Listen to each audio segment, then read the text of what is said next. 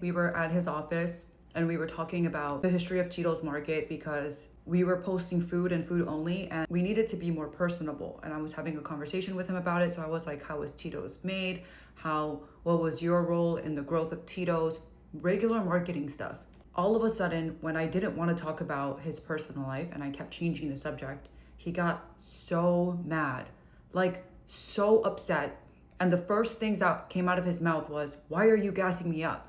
I kept changing the subject, and the way that I tried to change the subject was by complimenting something that he did that he just told me about. Because he was so deep into his weird story, how he went to Hawaii with his ex in his dream, but he actually went there in real life and went on a date, like such weird things that he was talking about, and what they did after their date, like how far they went.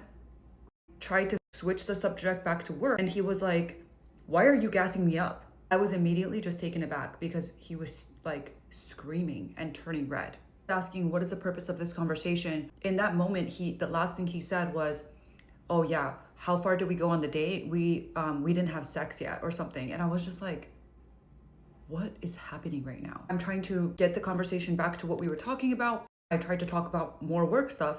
He started to flip out about the work stuff. And he was like, "I'm the client," like just finding any reason to be upset. He started to like clap his hands and he's like, "I'm the client." Once he started screaming and doing all that, I was like, okay, you're making me really uncomfortable. He's like, "I'm making you uncomfortable? I'm making you fucking uncomfortable? If you're so effing uncomfortable, then get the F out."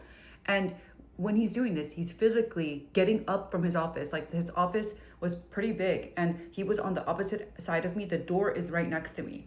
And he started like charging toward me. And then he charged toward me and then he opened the door and he screamed again. So all of his employees heard this. I didn't know what to do because he's standing at the door. So it's like, I'm not gonna like walk right by him when I'm already so uncomfortable.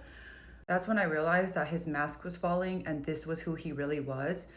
Anytime I tried to set a boundary, he was trying to scare me from setting a boundary. I told him I was uncomfortable and he screamed at me for saying I was uncomfortable. When he told me, "You remind me of my ex," I told him, "I don't like that you said that and I don't appreciate that."